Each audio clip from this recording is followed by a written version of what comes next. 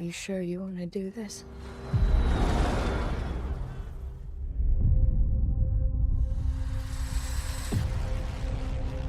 There she is.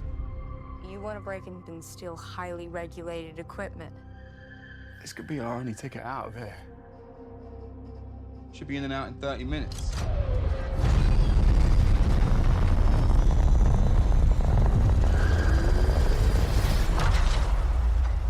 Welcome to the Romulus space station.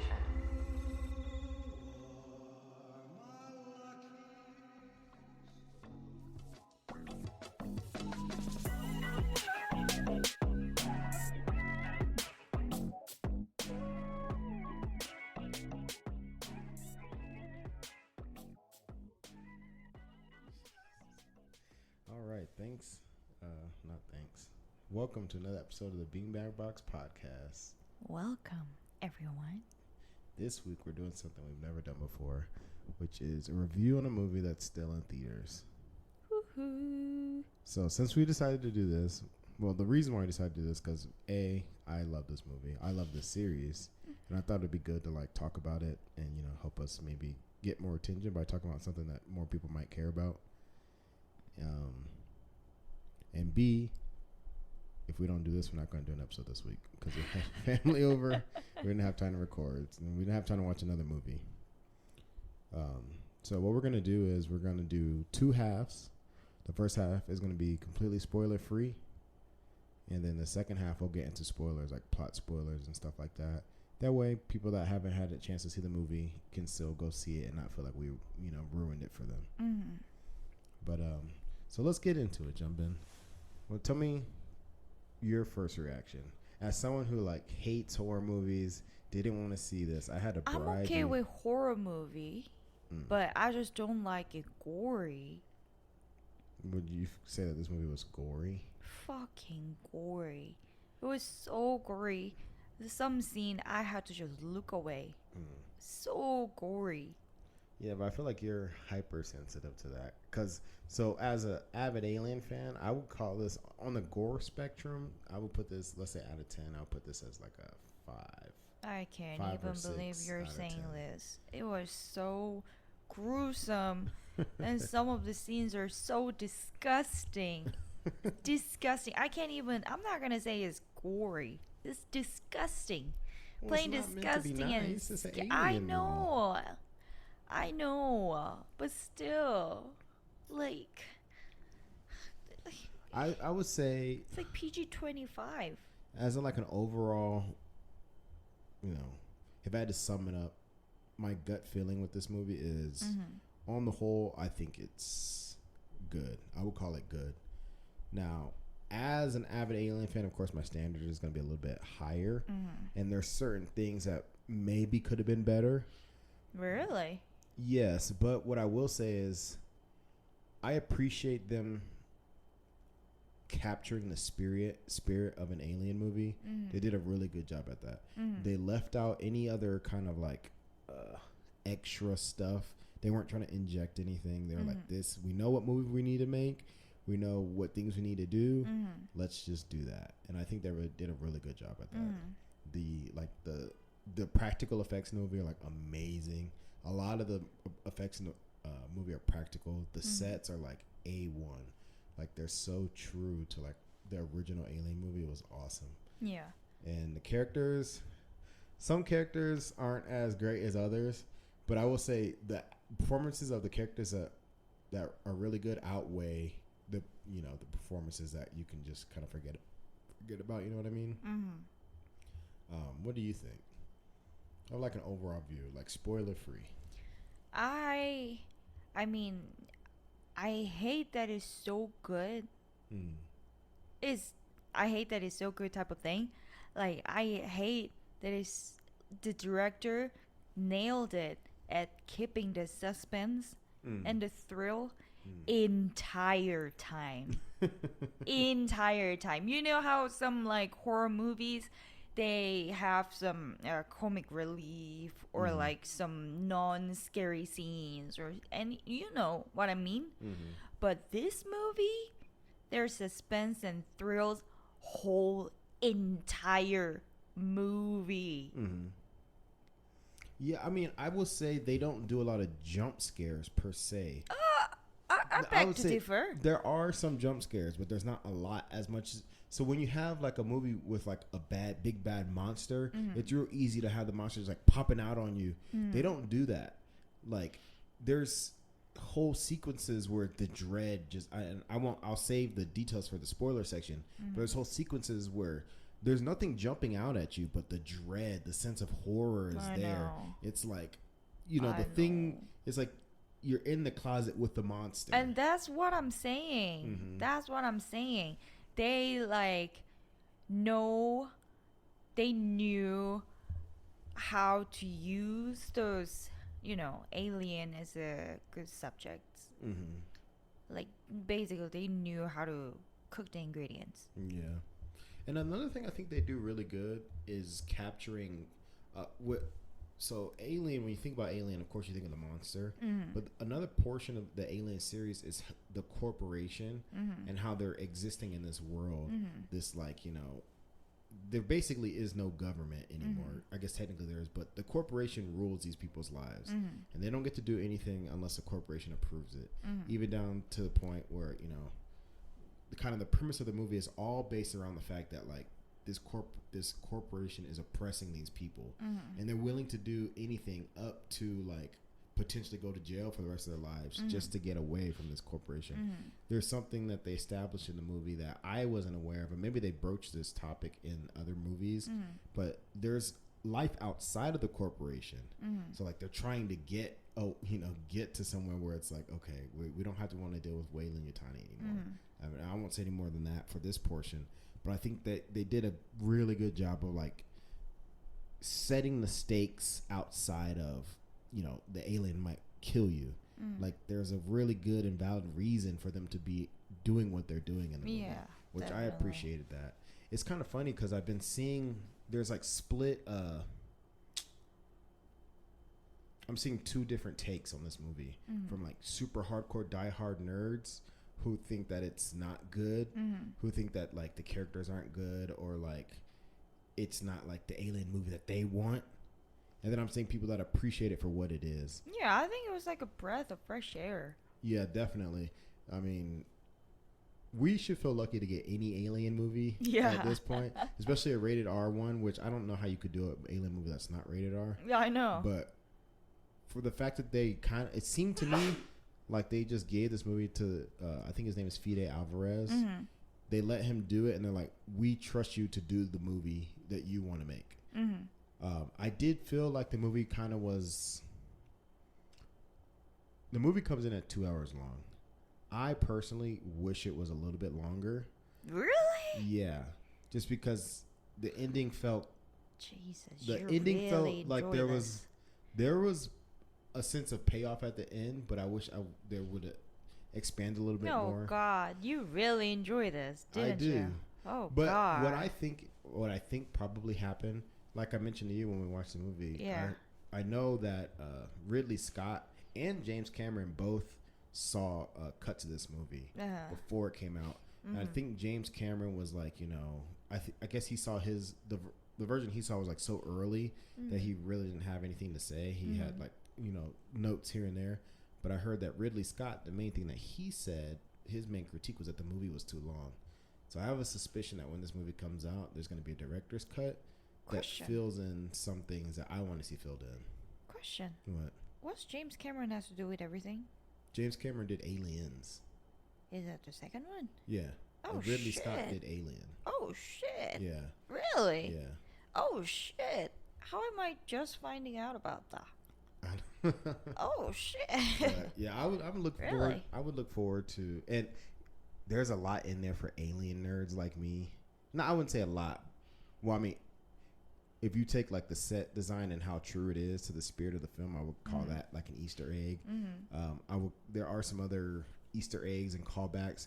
One thing it does really good, I think, is it connects Prometheus and Covenant, which are prequel movies, to these movies. in a way that makes it kind of does a good job of tying in things together. But it's not a movie where, like, if you haven't seen, like, maybe someone like you, did you feel like you were missing big plot points or whatever? Oh, not at all. You don't have to watch the other movies, I feel like. Yeah. I mean, if you have watched the original trilogy, great. But if you haven't, if you haven't seen it, still, I think it would, I think you would think it's a great movie, and you can still enjoy and have a great experience. Yeah. I'm trying to think about what else we can say without spoiling it. I don't know. I would just say go see it. Like, it's a little. It can be kind of scary, but if you're the type of person that gets scared easily, you might bring a emotional support blanket or something. Well, I brought my emotional support human with me, and that didn't help either. What do you mean? It was so scary. It's such a scary horror, thriller, suspense, all of that in their movie. Oh, yeah. You just jogged something loose in my brain. Something else I wanted to say about this movie. One of the things I really liked about it is that it uses less well-known actors instead of trying to rely.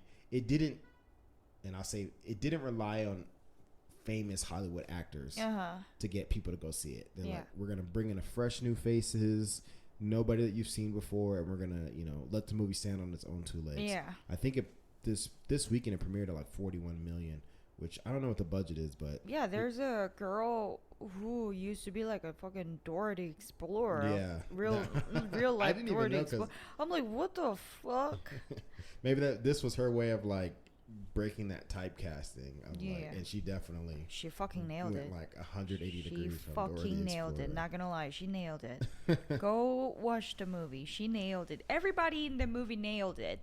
Yeah. Even the characters that you don't like, they nailed it. I feel like. Yeah. And I like some. I guess I'm like you. I guess I like some of the characters, but all of them are really great. Yeah, I hope this is like a jumping off point for like a kind of series refresh. I saw an kind of article that the director kind of pitched, like, threw out in the air, doing a Alien Predator movie with or Alien Prey movie. Because I don't know if you've seen Prey. You haven't seen Prey, have you? We've seen together. We did? I don't think so. It's in Disney Plus. Yeah, but I remember watching it by myself when it came out.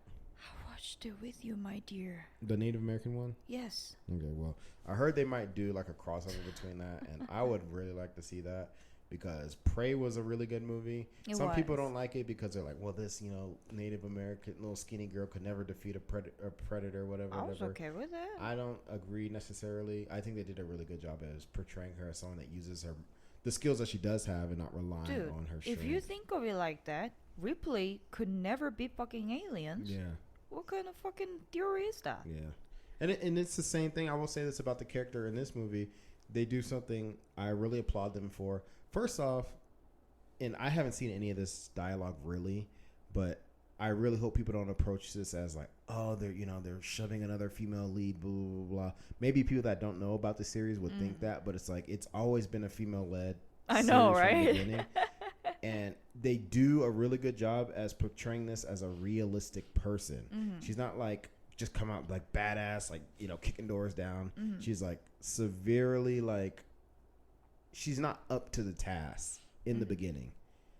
And she works her way to becoming up to task, not because she's like, the chosen one, but it's out of necessity, right? And like at first she's not willing to make the decisions and do the things that need to be done. By the time the end of the movie comes around, that changes. And I hope that's not a spoiler, but it has a good character development. And she's not even the best character in the movie, but I feel like we're treading the fine line between spoilers. So let's go ahead. You definitely are, not me. Because I want to talk about it, but let's go ahead and transition. So we'll be right back, and we're going to go into the spoiler section.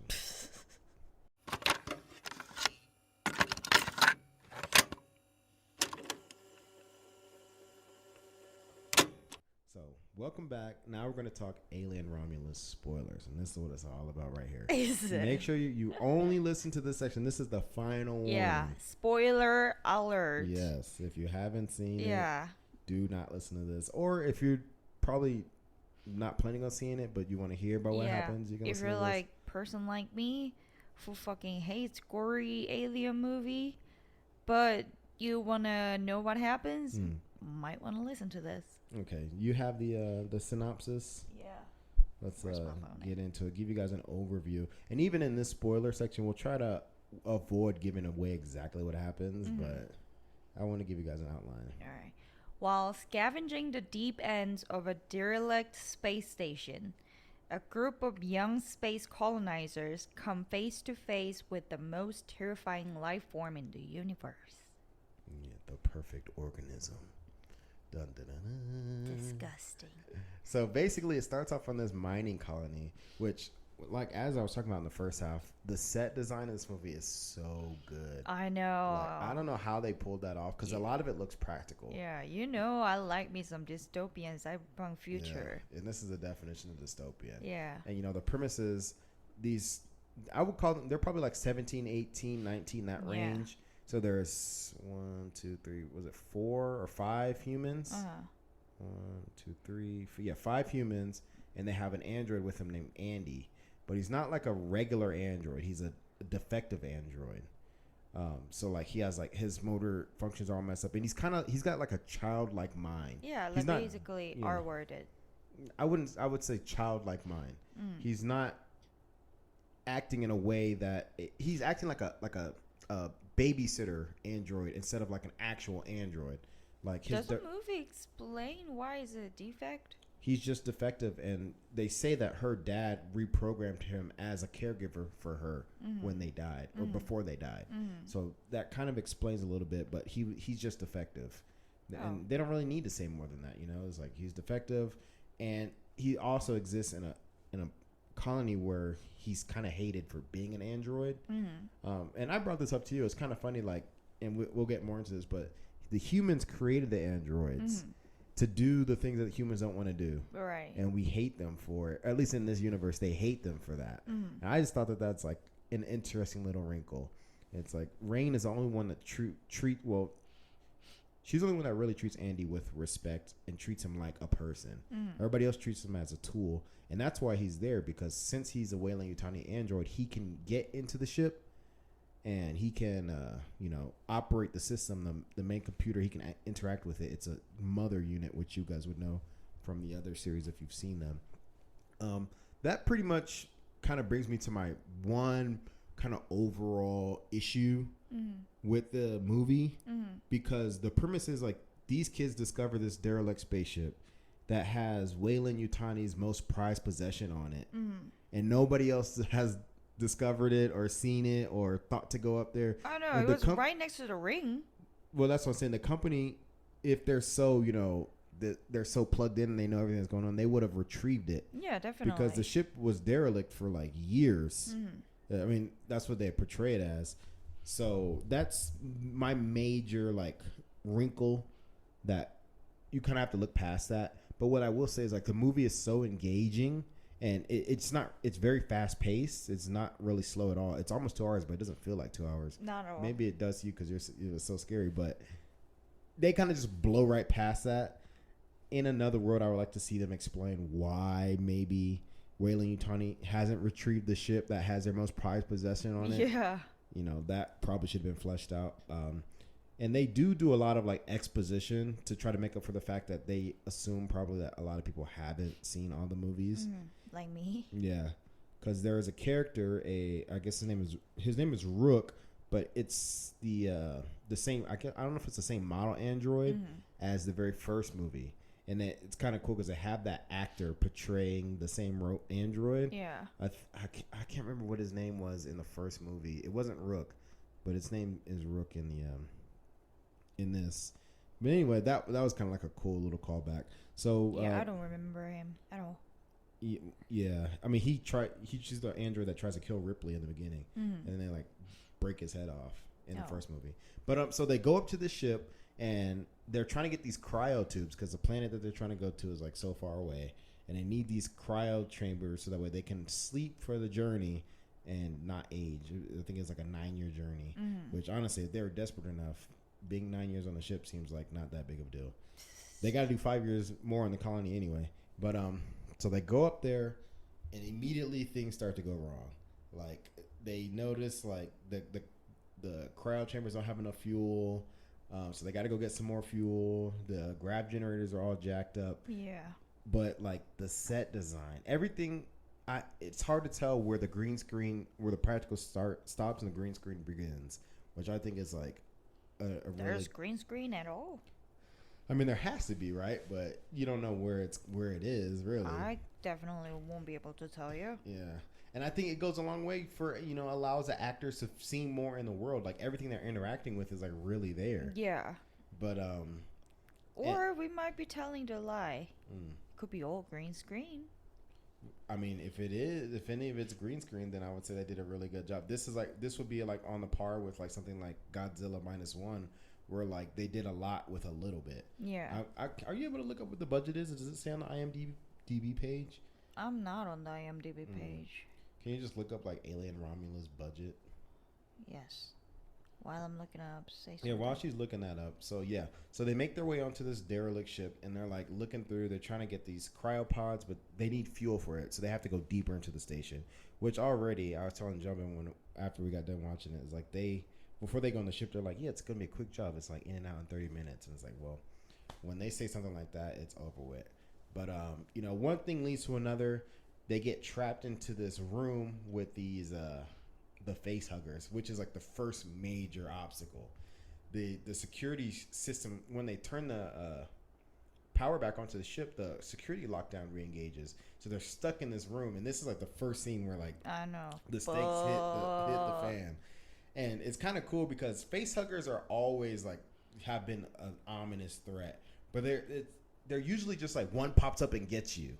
You never see them be this like active. I know. Like And they're there's so fighting many. them off. Yes. Yeah. And they're like in the water. You can't see them, and it's like, oh my god. Dude, there's so many face huggers. So many face huggers in the movie. Like, what the fuck? I usually say like 1 or 2. What the fuck? Like, so many. Not only are there so many, but they actually expand on them in this movie. They kind of give them a little bit more detail about how the face huggers work and like why they're able to see people without their without eyes or whatever. Basically, they say that like they're attracted to your body temperature, and that's why they're so like accurate. But and then we also let's get into Andy's kind of character development. So we say, in the beginning, he's like childlike, and I really think Andy is like the most interesting character in the entire movie. Like Rain is like cool to see, but the interaction with the characters in the movie and Andy's kind of evolution, being an android that goes from childlike to then he gets this upgrade to be able to interact with the ship. They take a module from one of the androids on the ship and give it to him, and it starts to rewrite his code and allows him to operate in the way that he was meant to operate with like the code efficiency. I know. And I personally, if I was in charge of the Oscar committee, I would give this guy an Oscar. Can you find the actor's name? Well, did you find the budget? Yeah. What's the budget? So, production budget was $80 million, and their global box office debut was $108 million. Okay, so they're already in the green. Although I do know they did a lot of marketing for this. I don't know if you've seen any of it, but they've done a lot of like really good marketing for this. Yeah. So like there's videos of people, like I guess they hired actors to go downtown in New York, and like they had them rigged up with these chest bursters. Oh damn. So people would just be like on the street, and then like a chest burster would pop out, and they'd be like dead, and be like, oh, Alien Romulus. Or like I think at the premiere, or like one of the first showings of it, they had a guy in the crowd, like before the movie started, he had a chest burster. Oh, that's so fun. Yeah, and then they had like little remote control face huggers that would like go around in the movie theater. That's so fun. And they did it at the Comic-Con panel too, where like the lights started flickering and everything was like glitching, and there's like face huggers like going around in the crowd and stuff. I was like, these guys are having fun with this, and I really appreciate that. But who's the guy that played Andy? His name is David Johnson. Before this movie, he was in one movie called Right Lane. Right Lane. Well, I've never heard of that, but he definitely knocked it out of the park with this. Like being able to go from the, like I said before, the childlike to the ruthless, efficient android. It's was so good at acting. good. Yeah, just switching like this. Yeah. It's so good. And his like facial expression too. Yeah, his whole stature, his demeanor changes because he goes from like not knowing what he doesn't know what's going to happen from moment to moment. His whole directive is just to do what's best for Rain, like literally. So from moment to moment, he's always looking to her to like see what he needs to be doing. But then when he gets, you know, a leveled up, literally an upgrade, he's in the driver's seat now. Yeah. And he's the one that's making the decisions because these people are freaking out. They don't know what the heck is going on. But he's the one that ends up getting the master plan and is like, okay, we're going to do what I say to do. And some decisions need to be made that you guys aren't going to like. But the humans created the androids for this. And Rook even says it to them. He's like, the humans have like a fatal flaw. They can't see what needs to be done. Like the ruthless like decision that needs to be made until it's too late. Yeah. And you need to be the one to help them to do that. Yeah, humans let emotion get to them. Yeah. So I thought that I'm not sure if I would call it a subplot. It's kind of like the main plot of the movie. Like, yes, it's about it's about surviving this alien, you know, fiasco, but it's really more about Rain and Andy's relationship and Rain coming to terms with like this android that she grew up with. She calls him her brother, is not the android that she grew up with anymore. And he's doing what's in the best interest of the company. That's what ends up happening. He gets like rewritten to do what's in the best interest of the company. But he's doing it by keeping them alive because he knows that their odds of survival are better than more of them that there are. One character I wanted to touch on is the woman that plays what's the other character's name? The pregnant girl. I don't know. Can you look it up? So there's a character, and you find out fairly early on that she's like pregnant, and I think they threw that in there just for the revelation of what happens later on in the movie, because it's really of no consequence other than that. But she gets the short end of the stick. One thing I did want to say. Well, I guess it doesn't matter now. I should have said it in the beginning section. But a lot of people were like upset because they thought a lot of stuff was given away in the trailer. But I will say that they're do a really good job of kind of like subverting your expectations. Like the stuff you see in the trailer, yes, it does happen, but it's like it's not really big picture stuff. So don't let that put you off from seeing the movie. I think her name is Kay. Kane? K. K? Yeah. In the movie, her name is Kay? K-A-Y. K. In the movie? Yeah. What's her real name? Isabella Merced?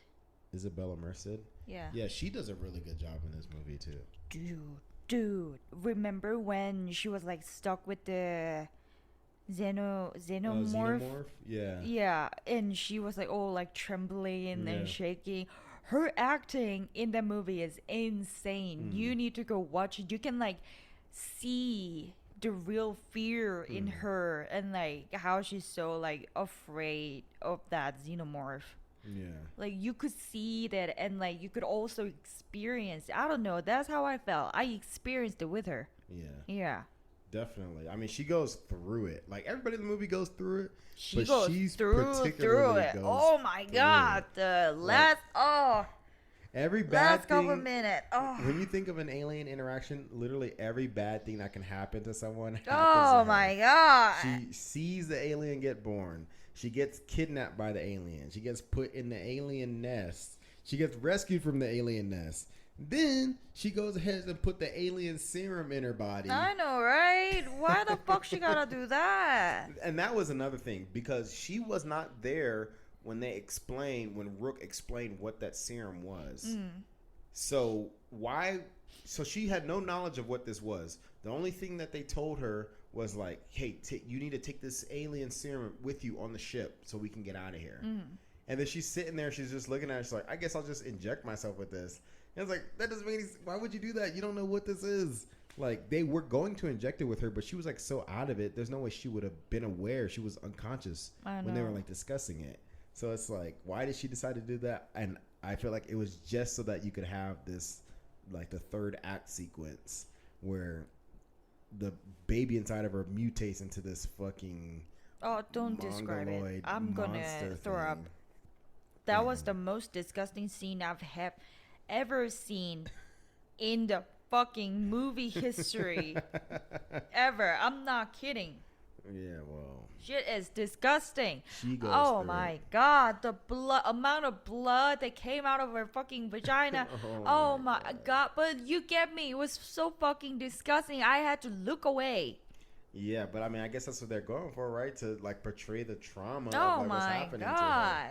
And then this beast thing, it's kind of like a callback to Alien Resurrection because they do a similar thing, but instead of it coming out that way, Ripley literally like it busts out of her chest and she like survives giving birth. No, that's not what happens. She falls into like this alien nest and her DNA gets mixed with one of the eggs or something somehow, and it gives birth to this human alien hybrid. But in this movie, I guess it's kind of a human alien hybrid, but it looks more like the Prometheans, which you see in Prometheus, obviously.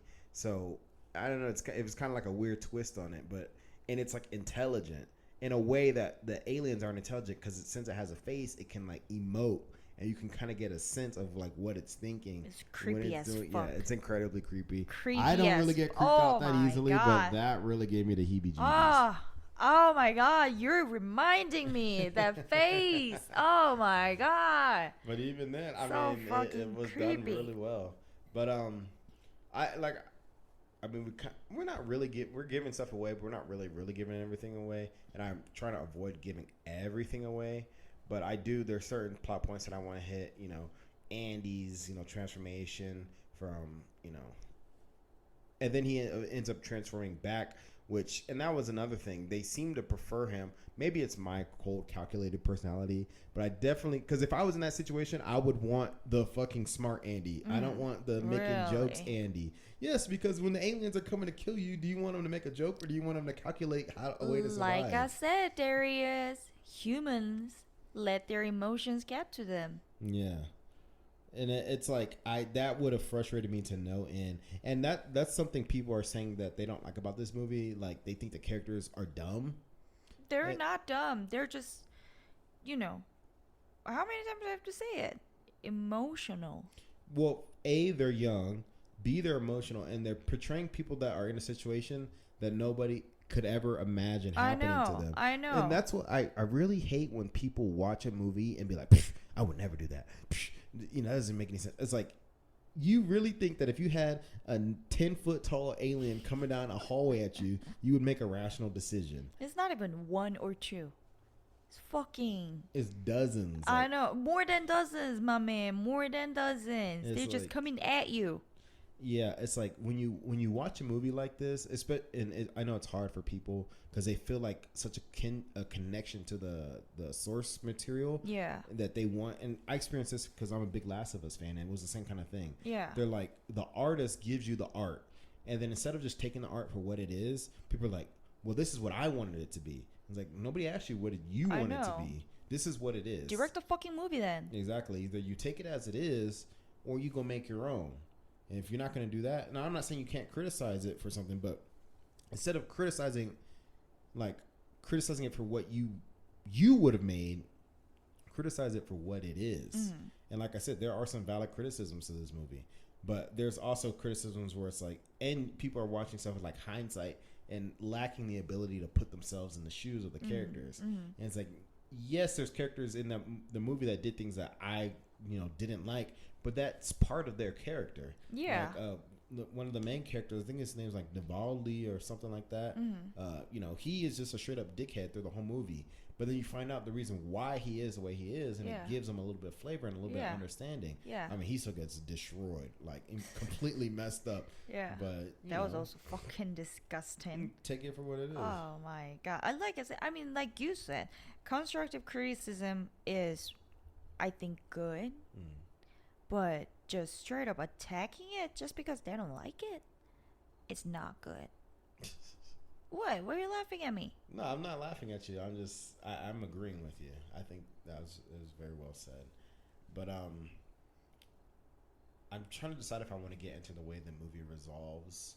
I guess that's another one of my gripes, because typically one thing I will say about this movie, another thing I didn't like, is that I think it plays it safe in that it aligns itself with Alien, the original. Like the character, the way that the movie ends and like the plot points and everything mirror Alien a lot. Like even to the point where like in the last act of the movie, when you think they're safe, it turns out they're not safe, and then they have to deal with that threat. Is exactly from Alien. And then like the way the movie ends with her leaving a message and then going into the cryo. Oh fuck! That's exactly from Alien, and that's why I wanted a little bit more resolution from the movie. Like I wanted to see like, okay, do they make it to the planet? Like, do they, you know, is there some sort of hidden thing that's like, oh, maybe they didn't get it all, or you know what I mean?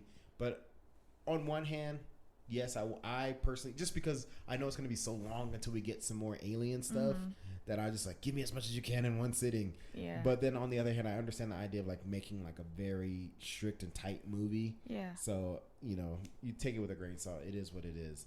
But, I mean, all in all, I'm so glad that this movie got made. I'm so glad that they stuck with the spirit of Alien. I know I've said it before, but it's rare that a movie series can be around this long. And they try to do it with Prometheus and Covenant. They try to like take it as like, oh, well, we're going to do our own spin on it. We're going to do our own take on it. And people didn't really receive it that well.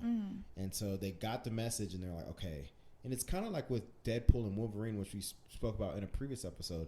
It's like it seemed like they're finally listening to what the fans want. And it's like, we don't want you necessarily to like make your own thing or like take it in some other crazy way. It's like we've let you know what we want to see. I mean, with our wallets, you know, formula's already there. Yeah.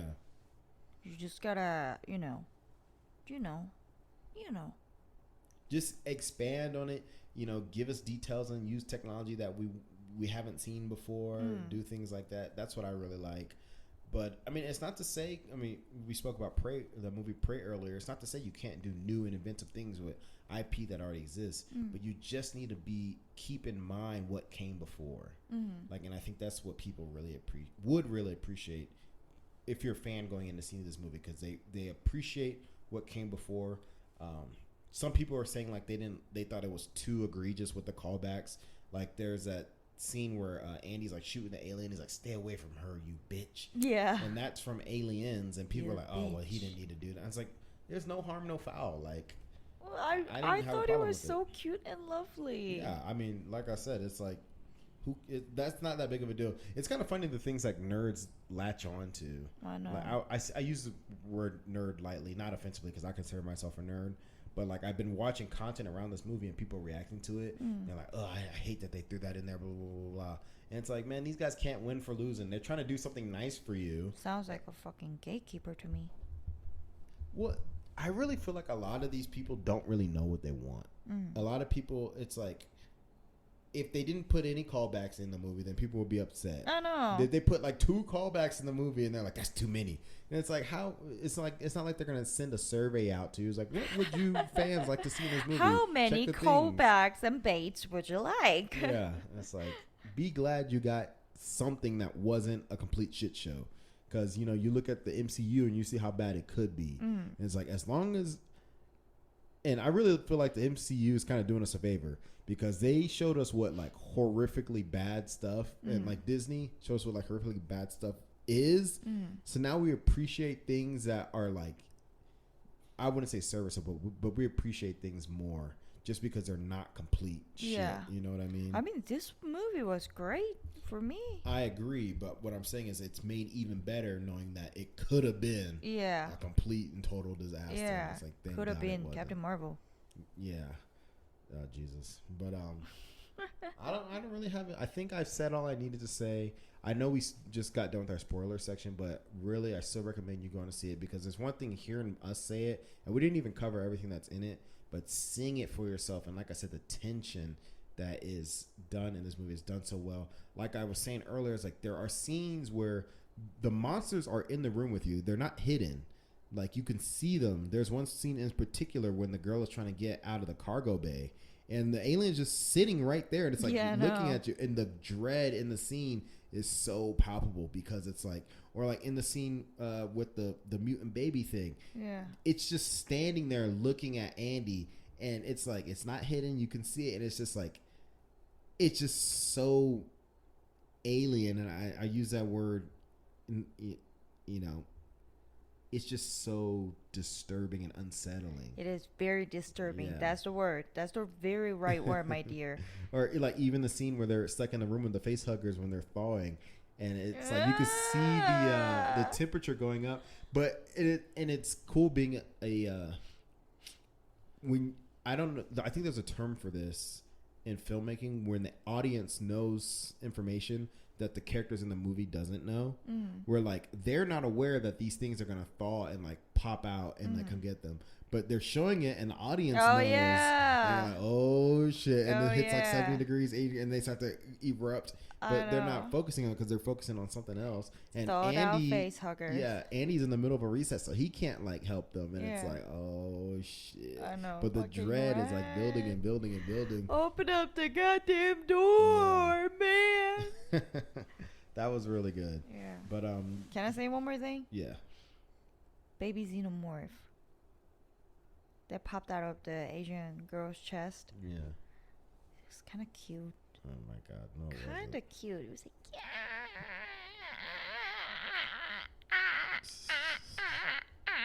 That's the beginning of the end. That's what that is. True. But you know, actually, you just made me think. This is just a question. I wonder. So you see, there's a scene where the alien is like gathering up the corpses and to take them into the nest. But I'm wondering if we see the one alien that gets born on the ship, but I'm wondering if there was always more on the ship because they show like in the nest area they show like a bunch of people down there, and it's like I'm wondering if.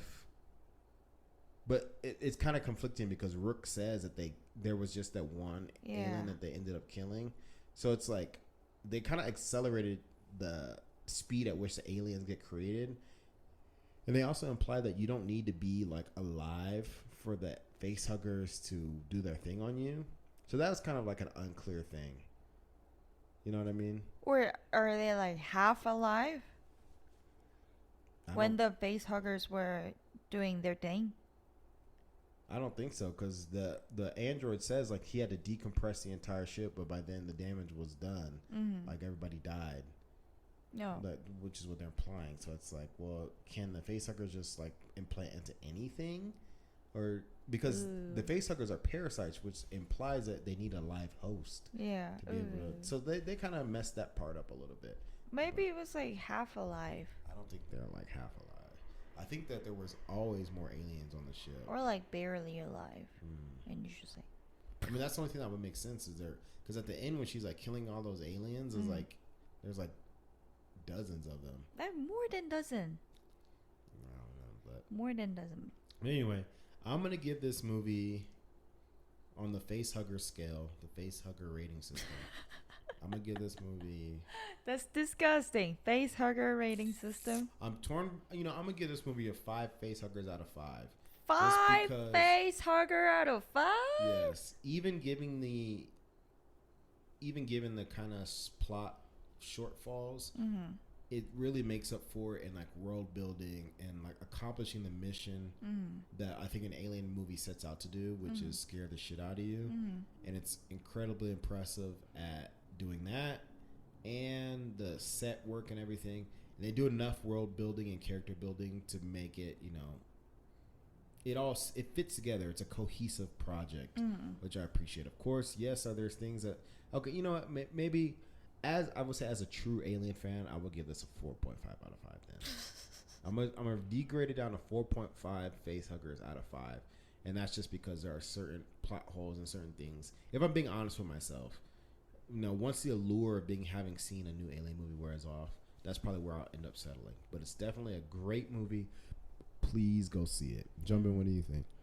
I mean, I'm gonna have to give it 5 out of 5 face hugger because even though that movie scared me shitless, absolutely shitless, it's like the scariest movie of 2024 ever to me. Yeah. But I like the fact that they kept the suspense and thrill keep going through the entire movie, which is really, really difficult to do if you think about it. And I really like the character building and how some characters develop to become certain type of, character and have some, different personality. And I really liked Andy's character. He's so cute and like charismatic and like he's like got them all. Like he has compassion, I would say. He's an android, but I would like to say so. Yeah, I mean, a lot of the actors, they brought their A game, but he definitely brought the best acting in the movie. Agree. Between him and the what's her name? Pregnant chick. She got a name. What's her name? Kay? Isabella Merced? Yeah, Isabella Merced. Her acting, man. Her acting. Yeah. But, so yeah, that's our review of Alien Romulus. Thank you. We apologize for the delay, first off, and thank you for watching this episode. But we really wanted to talk about this movie, and we will try to do more contemporary movies. The problem is, I'm not going to go see every movie because they're so expensive now. So we're only probably do reviews on movies in theaters that are like either we're A, really interested in, or B, that are really, really good. So we'll see. We'll take it as it comes. But next week, we'll probably be back in our rotation of, older school movies or movies that are already out. You know what, though? I guess I'm glad that I watched this movie. Yeah. Even though it was so fucking gross and disgusting and gory. Oh my god. I never seen so many blood in one movie. Well, let me go ahead and let's Morty's barking at some dogs outside. But let's go ahead and wrap it up. Thanks again for checking out this show, and we will see you guys next week. Peace.